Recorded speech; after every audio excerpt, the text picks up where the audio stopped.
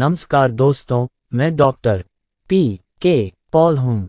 मेरे चैनल में आपका स्वागत है। आइए जीवन के बारे में अलग ढंग से सोचें और इसे बदलें। आज जो किताब मैं पढ़ूंगा उसका नाम है बड़े सपनों का बड़ा जादू। आज का वीडियो शुरू करने से पहले मैं बता दूं कि इस पुस्तक के अन्य अध्यायों का लिंक विवरण दिया जाएगा। आप उन्हें वहां से देख सकते हैं। तो चलिए शुरू करते हैं। बड़ा कैसे सोचें। हाल ही में मैं देश के एक बड़े श्रम उद्योग संगठन के रोजगार विशेषज्ञ से बात कर रहा था। वह अपनी कंपनी के जूनियर स्टाफ प्रशिक्षण कार्यक्रम के लिए नए स्नातकों की भर्ती के लिए हर साल 4 महीने के लिए कॉलेज परिसरों का दौरा करते हैं। उनके भाषण में ऐसा लग रहा था कि वे उन लोगों के इस्तेमाल से थोड़े निराश थे जिन्हें काम पर उनसे बात करनी थी। ज़्यादातर दिन हम 8 से 12 स्नातक कक्षा के बच्चों का साक्षात्कार लेते हैं, जिनमें से कई हमारे साथ काम करने में काफ़ी रुचि रखते हैं। एक बात जो मैं परीक्षण और साक्षात्कार के दौरान सुनिश्चित करना चाहता हूं वह है उम्मीदवार की प्रेरणा और समर्पण। हम जानना चाहते हैं कि क्या वे छात्र हैं, क्या प्रमुख परियोजनाओं का प्रबंधन करने, शाखा कार्यालयों या संगठनों का प्रभार लेने, या अगले कुछ वर्षों में कंपनियों में महत्वपूर्ण पदों पर शामिल होने की क्षमता है। उन्होंने कहा, जिन छात्रों से मैंने बात की है उनमें से अधिकांश के व्यक्तिगत इरादों से मुझे निराशा हुई है। आपको आश्चर्य होगा, उन्होंने कहा, कई 22 वर्षीय उम्मीदवार केवल हमारी सेवानिवृत्ति योजना में रुचि रखते हैं। दूसरा प्रश्न जो मैं अक्सर सुनता हूं वह है, मुझे कहां यात्रा करने की आवश्यकता है। इन दिनों अधिकांश उम्मीदवार ये सफलता और सुरक्षा के बीच अंतर नहीं समझता। ऐसे उम्मीदवारों को रोजगार देना कंपनी के लिए जोखिम है ना? मुझे समझ नहीं आता कि ये युवा लोग भविष्य के बारे में इतने रूढ़िवादी, इतने संकीर्ण विचार वाले क्यों हैं। अवसर लगातार बढ़ रहे हैं। ये देश विज्ञान और श्रम उद्योग में आगे बढ़ रहा है। हमारी जनसंख्या तेजी से बढ़ रही है। अब अमेरिकियों के लिए समय आ गया है कि वे आगे बढ़ें, ऊर्जावान बने। इतने सारे लोगों के खुद को तुच्छ विचारों तक सीमित रखने से अच्छी और उत्पादक आजीविका के लिए प्रतिस्पर्धा बहुत कम हो गई है। सफलता को इंच या पाउंड, कॉलेज की डिग्री या पारिवारिक विरासत से नहीं मापा जा सकता है। किसी व्यक्ति के विचारों का माप उसकी सफलता निर्धारित करता है। अब देखते हैं कि सोच कल्पना का आकार कैसे बढ़ाया जाए। क्या आपने कभी अपने आप से पूछा है, मेरी सबसे बड़ी कमजोरी कहाँ है? शायद मनुष्य की सबसे बड़ी कमजोरी आत्मधोखा है। ये हीनता कई तरीकों से प्रकट होती है। जॉन ने अखबार में नौकरी का विज्ञापन देखा होगा, लेकिन वह आवेदन नहीं करता क्योंकि वह सोचता है कि मैं इसके लायक हूँ नहीं, इसके बारे में क्या। या जिम जॉन से दोस्ती करना चाहता है लेकिन अस्वीकृति के डर से जॉन को फोन नहीं करता। टॉम श्रीमान को जानता है।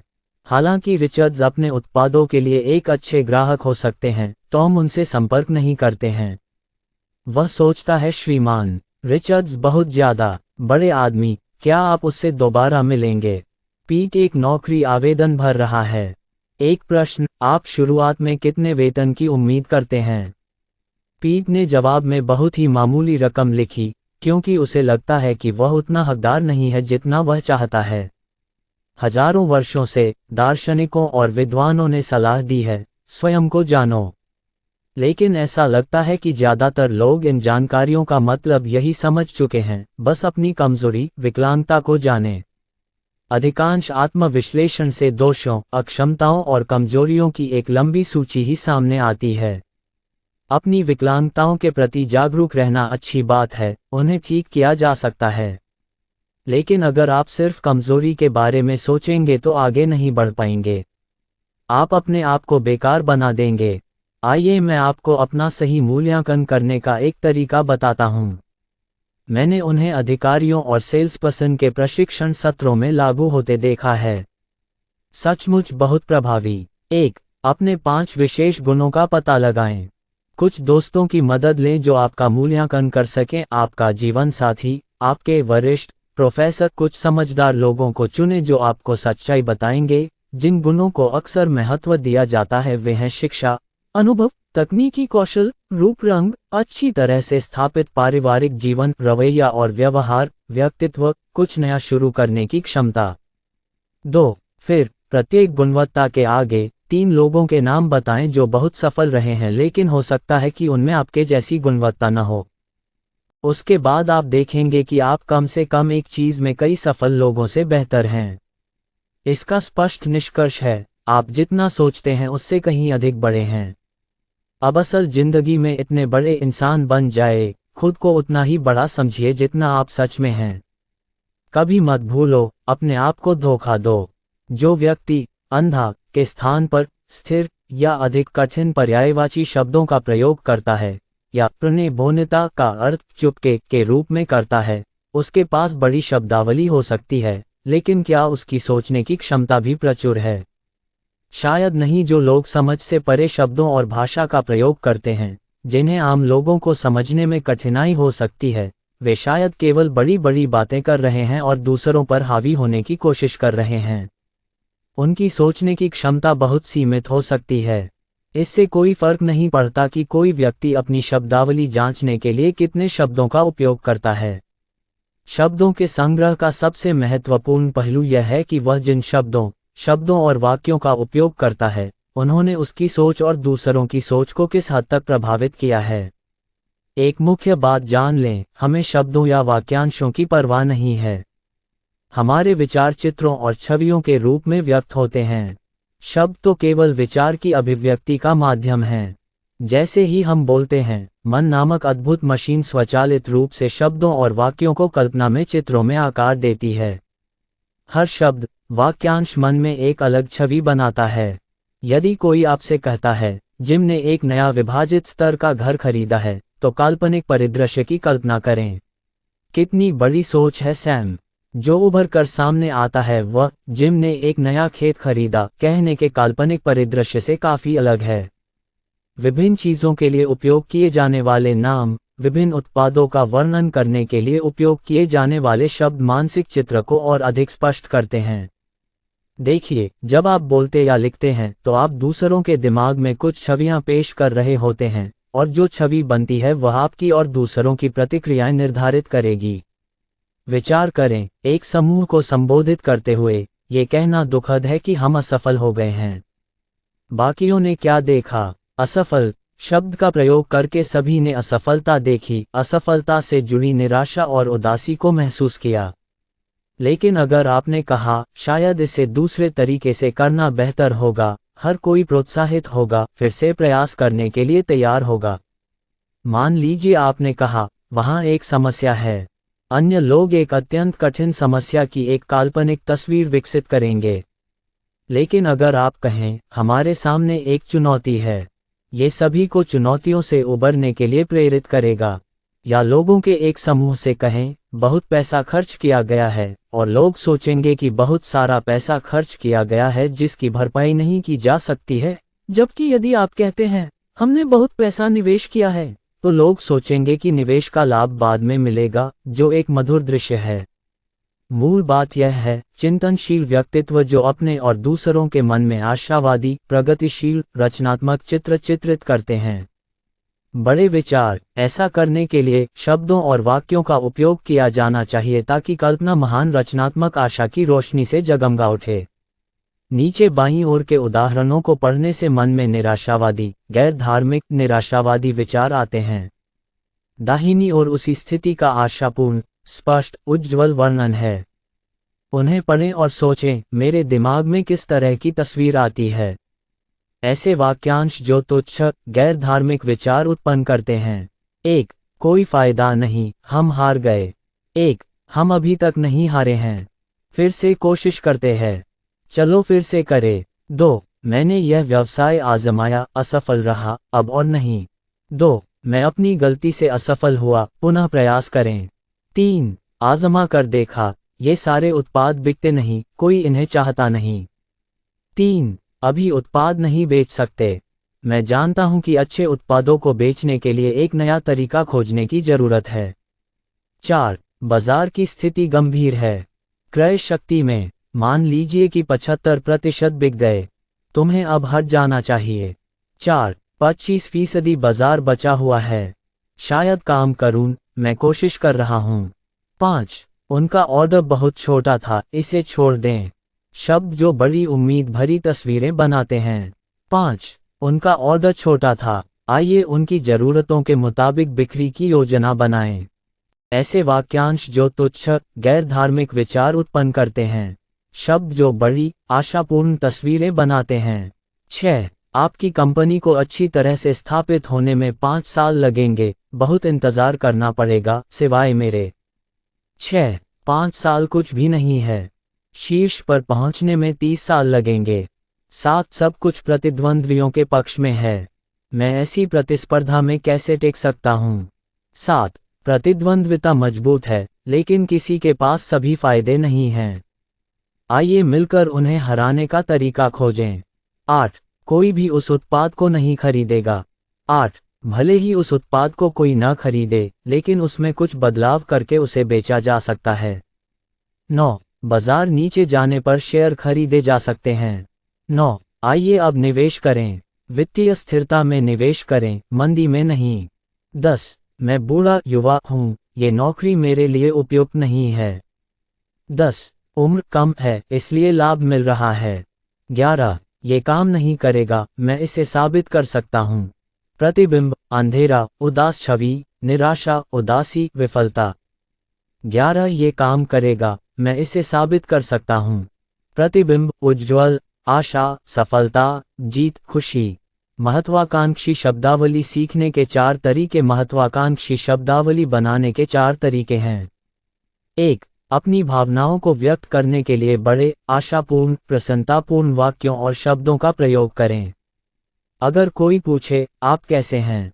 और आप, मैं बहुत थक गया हूँ, सिर, ओह, अगर यह शनिवार है तो मुझे अच्छा नहीं लगता, कहकर उत्तर देते हैं, जिससे आप और अधिक बीमार हो जाते हैं। हालांकि भाषा सरल है, लेकिन इसमें बहुत ताकत है। ये जब भी कोई पूछता है, क्या चल रहा है? या आप कैसे हैं? उत्तर, बहुत अच्छा, और आप? या कहें, मैं ठीक हूँ, या मैं ठीक हूँ। जब भी मौका मिले कहें कि आप ठीक हैं, आपको अच्छा महसूस होगा और हर कोई आपको एक खुशमिजाज इंसान के रूप में जानेगा। दूसरों का वर्णन करने के लिए उज्ज्वल, प्रसन्न, सुखद शब्दों और वाक्यांशों का प्रयोग करें। अपने मित्रों, परिचितों के लिए नियमित रूप से अच्छे, बड़ी आशा वाले शब्दों का प्रयोग करें।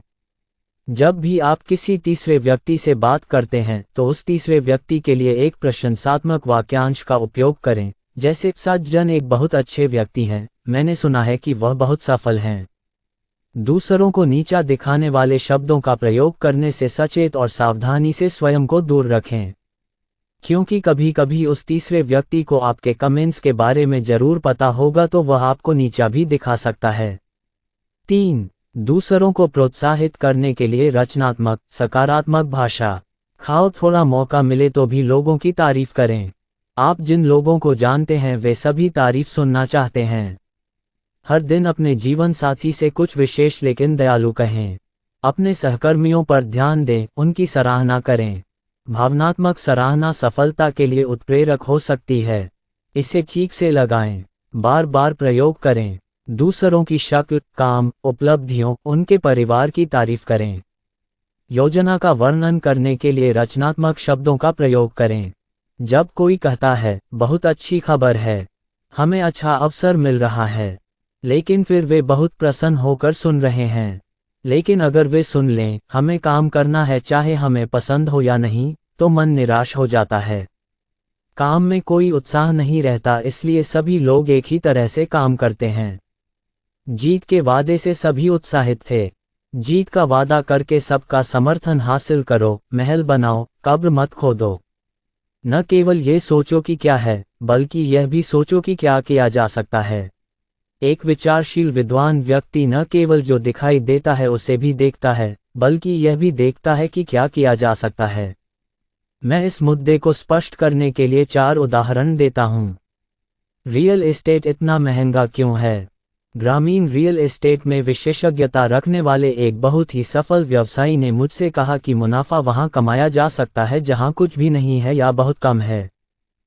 मेरे मित्र ने कहा, यहाँ के अधिकांश ग्रामीण इलाके दयनीय हैं, बिल्कुल भी आकर्षक नहीं हैं। मेरी सफलता का कारण मैं ही हूँ। मैं ज़मीन वैसे ही नहीं बेच रहा हूँ जैसी वह है। मैं पूरी बिक्री योजना एक काल्पनिक तस्वीर के आधार पर तैयार करता हूं कि जमीन कैसी हो सकती है। अगर मैं कहता हूं, जमीन XX एकड़ XX मील दूर है, तो खरीदार को दिलचस्पी नहीं होगी, वह उसे खरीदना नहीं चाहेगा जमीन। लेकिन उसी जमीन का क्या किया जाए?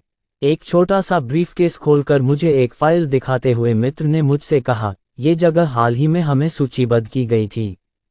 यह जमीन शहर से 43 मील दूर है, घर जर्जर हालत में है, इस पर 5 साल से खेती नहीं हुई है। अब देखिए मैंने क्या किया है।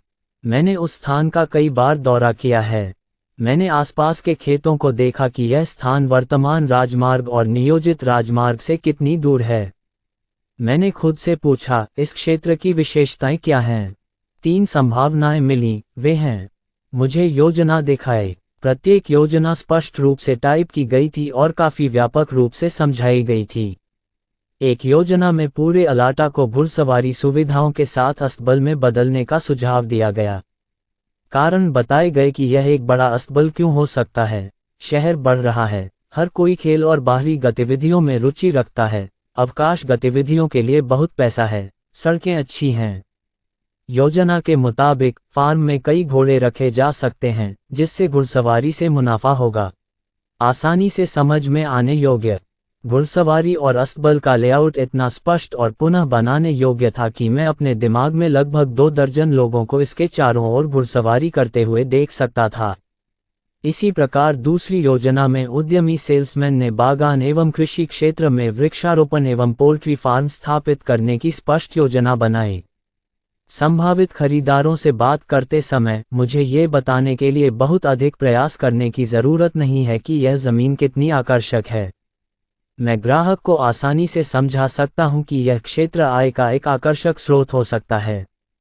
अधिक खेतों और रैंचों को तेजी से बेचने के अलावा रियल एस्टेट बेचने में मुझे एक और फायदा है। जमीन प्रतिस्पर्धा की तुलना में अधिक कीमत पर बेची जा सकती है, क्योंकि न केवल जमीन की कीमत बल्कि ग्राहक भी मेरी कल्पना के लिए भुगतान करना चाहेंगे। इसलिए जब मैं अपनी जमीन एंड आस्क फॉर हेल्प को बेचता हूं और हर बिक्री के साथ मेरा कमीशन बढ़ता जाएगा। मुद्दा यह है, न केवल जो मूल्यवान है उसे देखने का प्रयास करें, बल्कि जो अदृश्य प्रतीत होता है, जो संभव है उसे भी देखने का प्रयास करें। कल्पनाशील सोच सभी में मूल्य जोड़ती है। ध्यानमग्न व्यक्ति भविष्य की तस्वीरों की भी कल्पना कर सकता है। उनके विचार वर्तमान तक ही सीमित नहीं हैं। 2. ग्राहक का मूल्य कितना है? व्यापारिक प्रबंधकों के एक सत्र में एक डिपार्टमेंटल स्टोर के कार्यकारी ने कहा, मैं थोड़ा पुराने जमाने का हो सकता हूं, लेकिन मुझे लगता है कि ग्राहक का दिल जीतने का सबसे अच्छा तरीका मित्रवत होना है। एक बार हमारे स्टोर में मैंने एक विक्रेता को एक ग्राहक के साथ बहस करते देखा। वह क्रोधित होकर चला गया और फिर कभी वापस नहीं आया। बाद में विक्रेता अपने सहकर्मी से कह रहा था, मैं $1.98 के ग्राहक पर अपना समय बर्बाद करने को तैयार नहीं हूं, जो वह चाहता है उसे पाने के लिए पूरे स्टोर में घूम रहा हूं। इस तरह के ग्राहक का कोई मूल्य नहीं है। मैं ऐसे ही चला गया, कार्यकारी ने कहा, लेकिन मैं इसे अपने दिमाग से नहीं निकाल सका। यह महत्वपूर्ण है। मैंने सोचा, जब हमारे सेल्स पर्सन ग्राहकों को $1.98 की राष्ट्रीय श्रेणी में रख रहे हैं, तो इसे नज़रअंदाज किया जा सकता है। नहीं, मैंने तुरंत इसे बदलने का फैसला किया। मैंने ये जानने के लिए अपने अनुसंधान निदेशक को बुलाया कि पिछले वर्ष एक ग्राहक ने हमसे औसतन कितना सामान खरीदा है। मैं हमारे अनुसंधान निदेशक की संख्या से आश्चर्यचकित था। एक नमूना ग्राहक ने $362 मूल्य की वस्तुएं खरीदी हमारे स्टोर से खाते के अनुसार। मैंने तुरंत सभी पर्यवेक्षकों की एक बैठक बुलाई और उन्हें एक ग्राहक का मूल्य समझाया। जब मैंने उन्हें समझाया कि एक ग्राहक का मूल्य एक बार की खरीदारी पर आधारित नहीं है, बल्कि इस बात पर आधारित है कि वे पूरे समय कितनी चीजें खरीदते हैं, वर्ष हमारी बिक्री में वृद्धि हुई। ये खुदरा बात किसी भी व्यवसाय पर लागू होती है। असली शर्म तो दूसरी, तीसरी बार यानी बार बार होने वाली बिक्री में मिलती है। कई बार पहली कुछ बिक्री असफल हो जाती है। न केवल ग्राहक आज क्या खरीद रहे हैं, बल्कि उनकी क्रय शक्ति भी जांचें। यदि आप ग्राहक को उचित सम्मान देंगे तो वह नियमित और अच्छा ग्राहक बन जाएगा। अगर वह निराश होगा तो कहीं और जाकर चीजें खरीदेगा। एक छात्र ने मुझे एक घटना बताई। उन्होंने बताया कि वह कभी भी किसी विशेष खाद्य भंडार में वापस क्यों नहीं जाएंगे। छात्र ने कहा, कुछ हफ्ते पहले एक नई खाने की दुकान खुली। एक दिन मैंने सोचा कि चलो दोपहर का खाना वहीं खाएंगे। अब मुझे अपने पैसे गिनने होंगे, खरीदने से पहले चीजों की कीमत जांचनी होगी। वह दुकान जहां मांसाहारी खाना मिलता है। कई आकर्षक ड्रेसिंग के साथ मैंने टर्की देखी, कीमत भी बहुत सस्ती है, केवल 38 सेंट। जब मैं कैश रजिस्टर के पास गया तो चेकर ने मेरी ट्रे को देखा और कहा 1.09। वह 39 सेंट के बजाय 49 सेंट चाहता था, इसलिए मैंने उसे वह कार्ड दिखाया जिसमें 39 सेंट लिखा था। इस पर उन्होंने गुस्से में कहा, वहां जो लिखा है उससे मुझे क्या लेना देना। आज की रेट लिस्ट देखो, गलत लिखा है, आपको 49 सेंट का भुगतान करना होगा। मैंने उसे समझाया कि टर्की की कीमत 39 सेंट थी, इसलिए मैंने इसे खरीद लिया। अगर यह 49 सेंट होती तो मैं कुछ और खरीदता। उन्होंने कहा, आपको केवल 49 सेंट का भुगतान करना होगा। ये छोटी सोच का नतीजा है। कर्मचारी ने $250 की संभावना का एहसास न करते हुए 10 सेंट देखे। 3. अंधे चरवाहे की कहानी। यह आश्चर्य की बात है कि कितनी बार लोग लाभ की संभावना नहीं देखते हैं। कुछ साल पहले एक युवा गोवाला हमारा ग्राहक बनना चाहता था। उनसे कहा कि हमारे पास दूध आपूर्ति की व्यवस्था है और हम उनके काम से संतुष्ट हैं। लेकिन मैंने लड़के से पड़ोस की महिला से मिलने के लिए कहा। इस पर उन्होंने कहा, मैंने बोल दिया है, वे 2 दिन में 1/4 दूध ही लेते हैं, इतना कम दूध लेने से मुझे कोई फायदा नहीं होगा। हो सकता है, मैंने कहा, लेकिन क्या आपने हमारे पड़ोसियों से बात करते समय ध्यान दिया है कि 1 महीने के भीतर उनकी दूध की मांग बढ़ जाएगी। उनके परिवार जल्द ही बढ़ेंगे, इसलिए मांग भी बढ़ेगी। लड़का कुछ क्षण तक स्तब्ध नजर आया, फिर बोला, मैं सचमुच अंधा हूं। अब उन 2 दिनों में परिवार एक अन्य दूरदर्शी चरवाहे से 7 क्वार्ट दूध खरीदता है। उनका पहला बच्चा, एक लड़का, अब 2 और भाई और एक बहन है। सुना है जल्द ही एक और आने वाला है। मुझे बताओ, हम कितने अंधे हो सकते हैं। आप जो देख सकते हैं उससे आगे बढ़ें और जितना संभव हो उतना देखें। एक शिक्षक जो सोचता है कि जिमी एक असभ्य लड़का है, वह उसे एक अच्छा लड़का बनने में कभी मदद नहीं कर पाएगा। लेकिन जो शिक्षक जिमी की वर्तमान उपस्थिति को पार कर जाता है और देखता है कि उसमें कितनी क्षमता है, उसे पुरस्कार मिलेगा।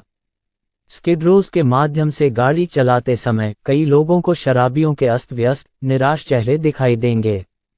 लेकिन कुछ समर्पित लोगों को अपने बीच अन्य लोग भी मिल सकते हैं जिन्हें नया अच्छा नागरिक बनाया जा सकता है। क्योंकि उन समर्पित लोगों की नज़रें ऐसे लोगों को ढूंढ सकती हैं, वे शराबी, निराश लोगों को बहाल कर सकती हैं। 4. अपना मूल्यांकन कैसे करें। कुछ हफ्ते पहले एक प्रशिक्षण सत्र के बाद एक युवक मुझसे मिलने आया और अलग से बात करना चाहता था। मैं उसे जानता था। 26 साल के इस युवा का बचपन कष्ट में बीता। वयस्क होने के बाद भी उन्हें कुछ वर्षों तक कष्ट सहना पड़ा। मैं ये भी जानता था कि वह एक मजबूत भविष्य बनाने के लिए कड़ी मेहनत कर रहा था। कॉफ़ी पीते समय हमने उनकी कुछ तकनीकी समस्याओं का तुरंत समाधान कर दिया। और फिर चर्चा चलती रही, जिनके पास कम संपत्ति है उन्हें भविष्य में क्या करना चाहिए। उनके इस सरल उत्तर में एक सशक्त टिप्पणी छिपी हुई थी। देखो, मेरे पास बैंक में केवल 1200 या उससे कम है। रेट क्लर्क के रूप में मैं जो नौकरी करता हूं, उसमें ज़्यादा वेतन नहीं है, ज़्यादा जिम्मेदारी नहीं है। मेरी कार 4 साल पुरानी है और मैं और मेरी पत्नी तीसरी मंजिल पर रहते हैं, एक जर्जा अपार्टमेंट का। लेकिन प्रोफेसर, उन्होंने कहा, जो मेरे पास नहीं है वह किसी भी तरह से नहीं है। मैं दावा करता हूं कि मेरे आगे बढ़ने की राह में कोई बाधा नहीं आएगी। ये बात मेरे मन में खटक गई। मैंने उससे सब कुछ बताने को कहा। उन्होंने कहा, आजकल मैंने लोगों को बहुत करीब से देख देख कर एक बात सीखी है। जिनके पास कुछ खास नहीं होता, वे केवल अपना वर्तमान स्वरूप देखते हैं। वे केवल अंधकार में वर्तमान देखते हैं, वे भविष्य नहीं देख सकते। इसका सबसे अच्छा उदाहरण मेरा पड़ोसी है। वह लगातार कम वेतन वाली नौकरियों, घर की पाइपलाइन और अन्य खर्चों, अन्य लोगों की किस्मत, डॉक्टरों के बिलों के ढेर के बारे में शिकायत करता है। हमेशा खुद को अपनी गरीबी की याद दिलाते हुए वह सोचता है कि वह ऐसा करेगा। उसका सारा जीवन तोड़ दिया। ऐसा रवैया मानो उसका बाकी जीवन उस टूटे फूटे अपार्टमेंट में जेल में बीतेगा। मेरी दोस्त अपने मन की बात कह रही थी। एक पल की चुप्पी के बाद उन्होंने रात को फिर से कहना शुरू किया, अपने आप को देखकर मुझे बहुत निराशा होती है। एक छोटी सी तनख्वाह वाला एक आदिम घर, हैमबर्गर खाकर दिन बिताने के लिए एक सस्ता घर। जब मैं दर्पण के सामने खड़ा होता हूं तो मैं एक निराश असफल व्यक्ति को देखें। मैं जीवन भर ईमानदार रहूंगा, निराश असफल। तो अगले कुछ वर्षों में मैंने व्यवसाय को वैसे ही देखने का फैसला किया है जैसे मैं बनना चाहता हूं। मैं रेट क्लर्क नहीं बनना चाहता, मैं एक कार्यकारी बनना चाहता हूं।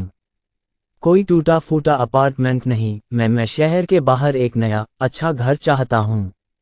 मैं अपने आप को वैसा ही समझता हूं, मैं अब महत्वहीन महसूस नहीं करता हूं, मैं बड़ा और सफल महसूस करता हूं, और मेरे पास इसका सबूत है। अपनी वैल्यू बढ़ाने का ये अनोखा तरीका है ना। ये युवक तेजी से और मोटी कमाई कर रहा है, क्योंकि उसने सफलता का मूल मंत्र सीख लिया है, जो इतना महत्वपूर्ण नहीं है। आप जो चाहते हैं और पाने की योजना बना रहे हैं वह सबसे मूल्यवान, सबसे महत्वपूर्ण है। जैसे हम खुद को महत्व देते हैं वैसे ही दुनिया भी। न केवल क्या है, बल्कि क्या किया जा सकता है, क्या संभव है, उस विचित्र क्षमता को विकसित करने का उपाय बताइए, सुनिए। मैं इसे मूल्य वृद्धि अभ्यास कहता हूँ। 1. हर चीज की कीमत के अनुरूप ढलना सीखें। ग्राम अचल संपत्ति उदाहरण पर विचार करें। अपने आप से पूछें, इस घर या व्यवसाय के मूल्य को बढ़ाने के लिए विचारों के बारे में सोचें।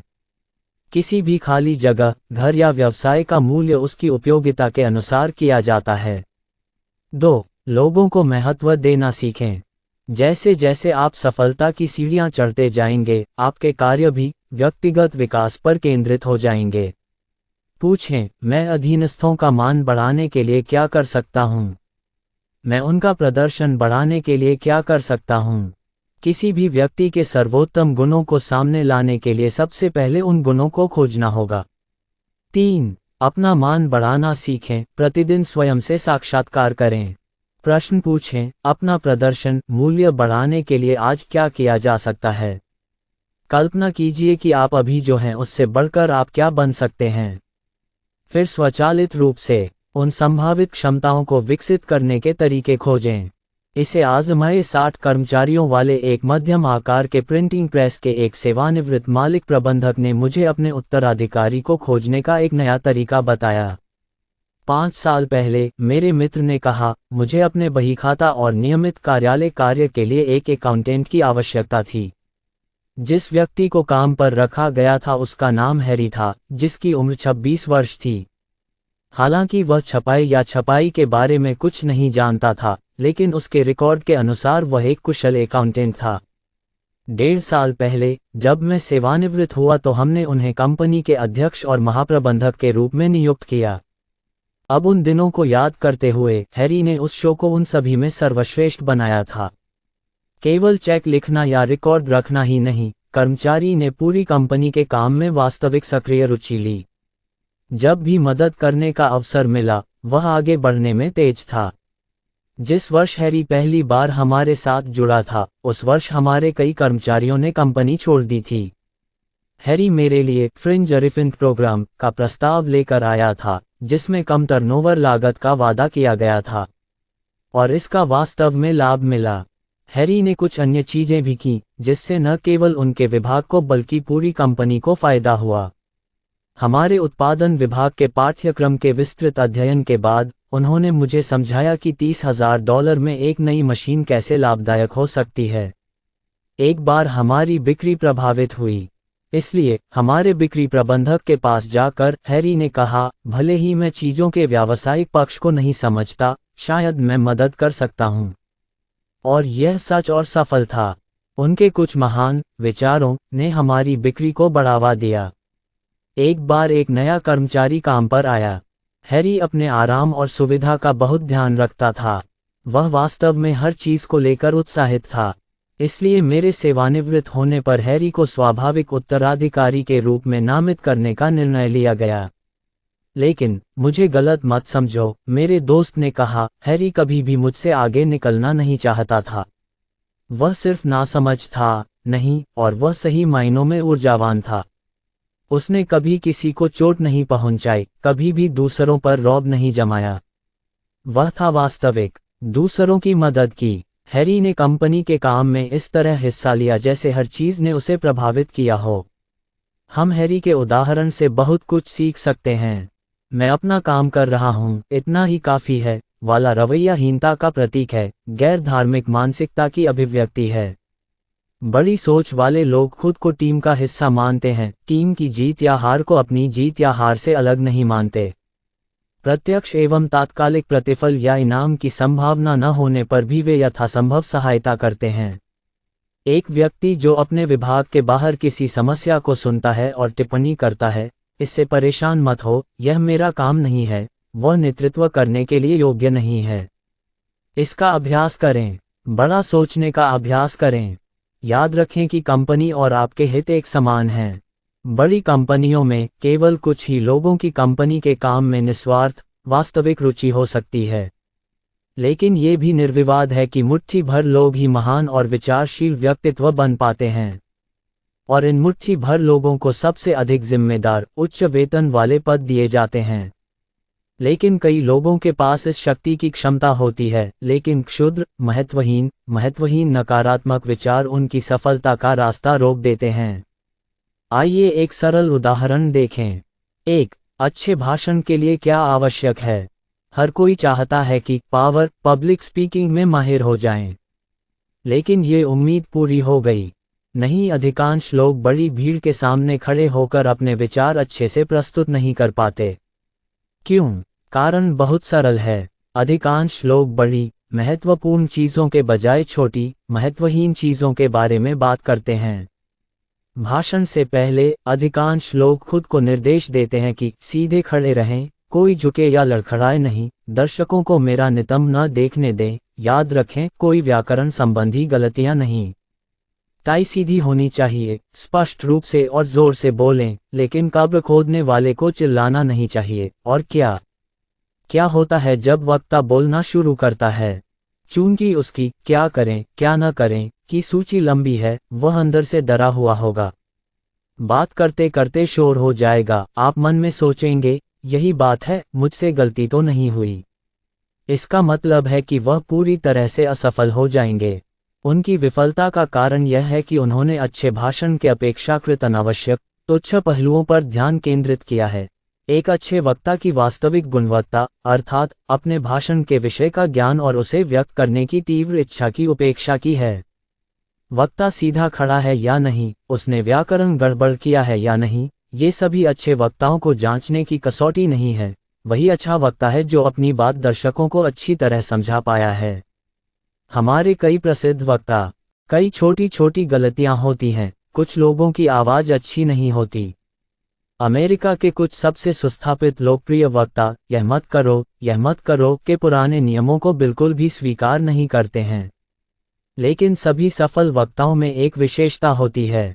इन सभी का कोई न कोई विशेष दृष्टिकोण होता है जिसे वे जनता के सामने प्रस्तुत करने की प्रबल इच्छा रखते हैं।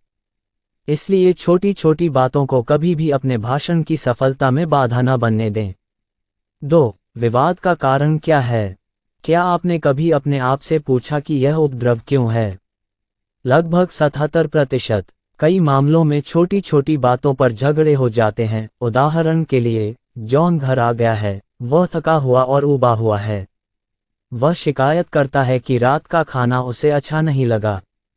जॉन का दिन बहुत अच्छा नहीं चल रहा था, इसलिए उसने अपना बचाव करते हुए कहा, इतनी कम आमदनी में मुझे चिकन मीट कहाँ मिलेगा? सुनो, या काश मेरे पास भी हर किसी की तरह एक नया स्टोव होता, तो मैं अच्छा खाना बना सकता होता। इससे जॉन के आत्मसम्मान को ठेस पहुंचती है और वह गुस्से में कहता है, जॉन, यह आय के बारे में नहीं है, तुम नहीं जानते कि परिवार कैसे चलाना है। खैर, लड़ाई शुरू हो गई। आखिरकार जब लड़ाई खत्म हुई तो दोनों ने एक दूसरे पर जमकर आरोप प्रत्यारोप लगाए। ससुराल, सेक्स, पैसा, विवाह पूर्व और विवाहोपरांत प्रतिबद्धताएं और भी बहुत कुछ। युद्ध के मैदान से बाहर निकलते ही दोनों नेवर्स चिंतित हो गए। इसमें कोई निष्कर्ष नहीं निकल पाता, सिर्फ दोनों पक्षों के हथियार बढ़ते हैं अगले युद्ध के लिए। छोटा झगड़े छोटी छोटी बातों, विचारों से शुरू होते हैं, इसलिए झगड़ों में न पड़ें। बंद करें। चलिए मैं आपको एक असरदार तरीका बताता हूँ। शिकायत करने या दूसरों पर आरोप लगाने या आत्मरक्षा में विपक्ष पर हमला करने से पहले अपने आप से पूछें, क्या यह आवश्यक है? ज्यादातर मामलों में मामला वैकल्पिक होता है और उस पर बहस की जरूरत होती है। नहीं, अपने आप से पूछें, वह सिगरेट पीता है, घर में गंदगी फैलाता है, टूथपेस्ट लगाना भूल जाता है, देर से घर आता है। क्या ये लड़ने लायक है? उसने पैसा बर्बाद किया है, जिन लोगों को मैं पसंद नहीं करता उन्हें अपने घर में भेज दिया है, तो क्या हुआ? जब भी मन भटके तो अपने आप से पूछें, क्या यह महत्वपूर्ण है? ये प्रश्न आपके घर को शांत रखेगा। ये कार्यालय के माहौल में भी फलदायी है।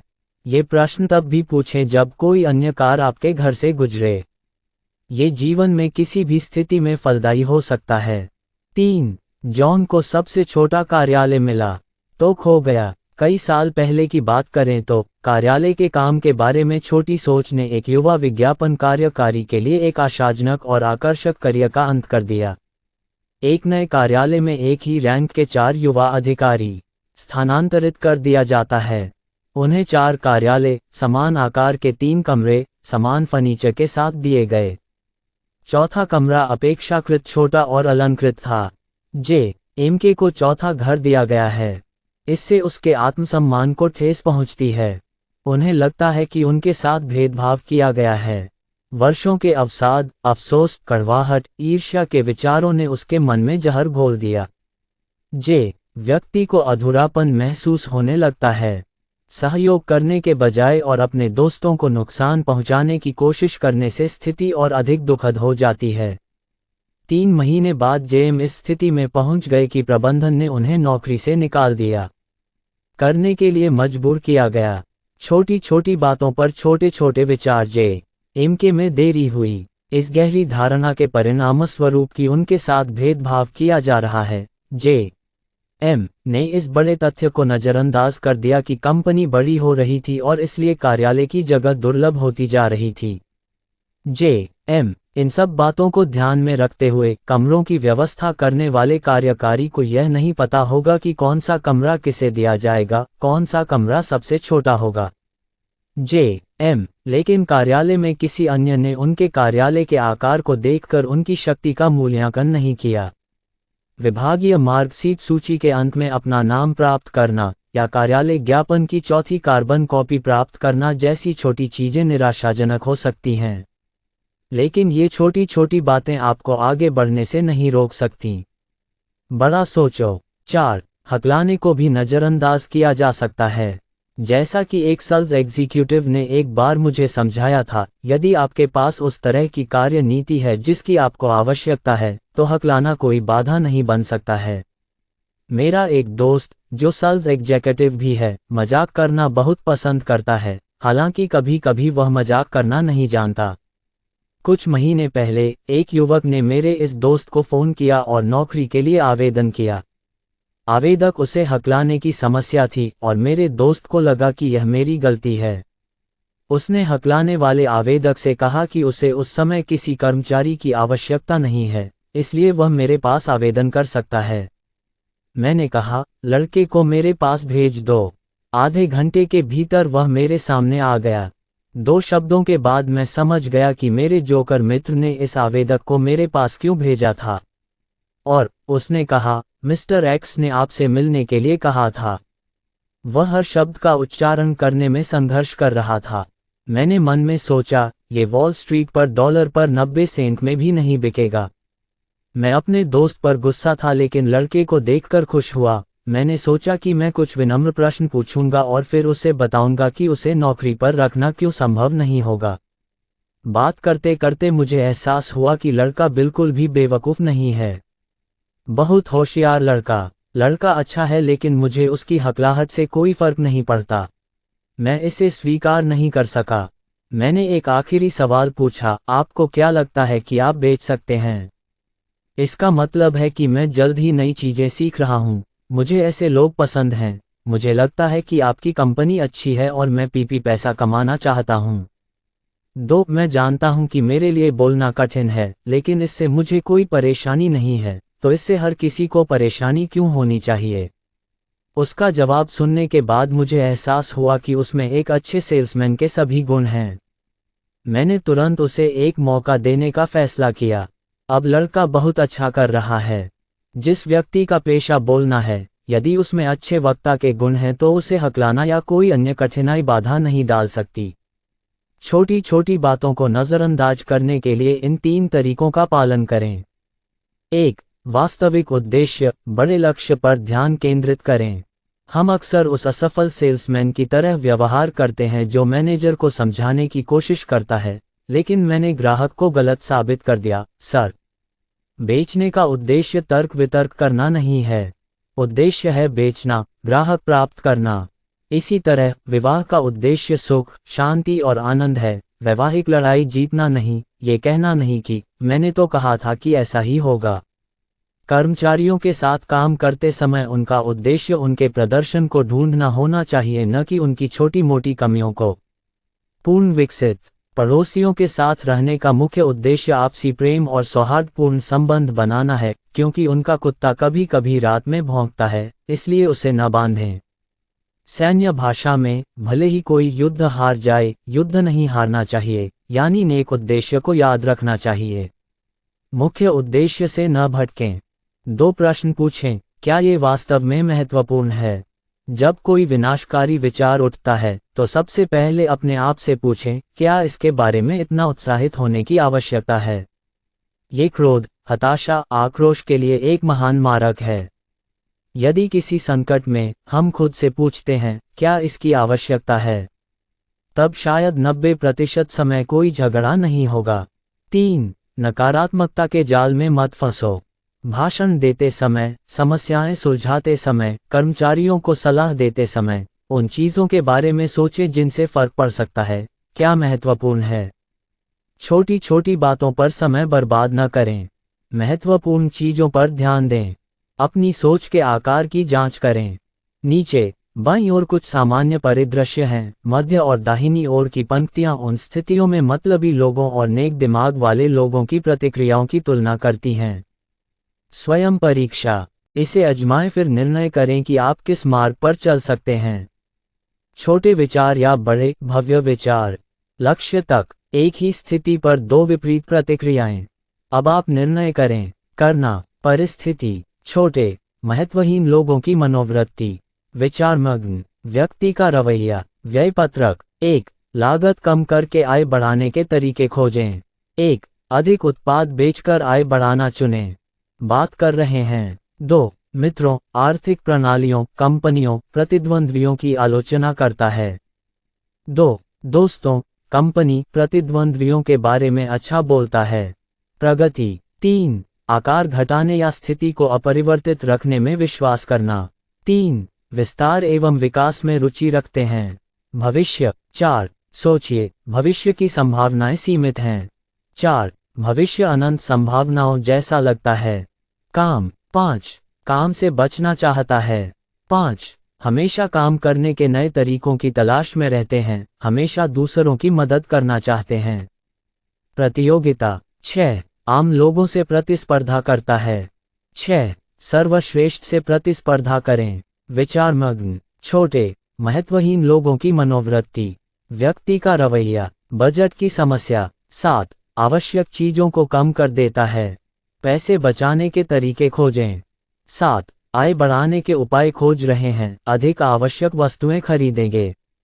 उद्देश्य। 8. छोटे को टारगेट करके। 8. बड़े लक्ष्य निर्धारित करें। द्विविधत योजना। 9. अल्पकालीन योजनाएं बनाएं। 9. दूरदर्शी, दीर्घकालिक योजनाएं तैयार करता है। सुरक्षा। 10. सुरक्षा को लेकर चिंतित हैं। 10. सुरक्षा को सफलता का साथी मानते हैं। भाईचारा। 11. तुच्छ लोगों की संगति में समय व्यतीत करता है। 11. महत्वाकांक्षी, प्रगतिशील समझदार साथियों का साथ चाहता है। गलत त्रुटि। 12 थोड़ी सी भी त्रुटि को बढ़ा चढ़ाकर पेश करने से समस्या अनावश्यक रूप से बढ़ जाती है। 12 अनावश्यक त्रुटियों पर ध्यान नहीं देता। याद रखें, बड़ी सोच का फल अवश्य मिलता है। 1 अपने आप को मूर्ख मत बनाओ। अपने आप को छोटा मत समझो। अपने गुण खोजें। आप जितना सोचते हैं उससे कहीं अधिक बड़े व्यक्ति हैं। विचारशील लोगों की शब्दावली का प्रयोग करें। बड़े, उज्ज्वल, प्रसन्न शब्दों का प्रयोग करें। ऐसे शब्दों का प्रयोग करें जो जीत, आशा, खुशी का वादा करते हों। ऐसे शब्दों से बचें जो निराशा, असफलता, दुख की भावनाएं उत्पन्न करते हों। 3 अपनी दृष्टि का विस्तार करें। केवल वही न देखें जो है, बल्कि यह भी देखें कि क्या हो सकता है, क्या संभव है। सामग्री, लोगों और यहाँ तक कि आत्म मूल्य के प्रति अनुकूलन करना। 8 अपने काम के बड़े उद्देश्य को जानें। मेरा विश्वास करो, आपकी वर्तमान नौकरी बहुत महत्वपूर्ण है। इस वर्तमान नौकरी के प्रति आपका रवैया आपकी पदोन्नति को प्रभावित करेगा। 5 क्षुद्रता को नज़रअंदाज करना सीखें। बड़े लक्ष्य पर केंद्रित रहें। छोटी छोटी बातों में फंसने से पहले अपने आप से पूछें, क्या ये वास्तव में महत्वपूर्ण है। बड़ा इंसान बनने के लिए बड़ा सोचो।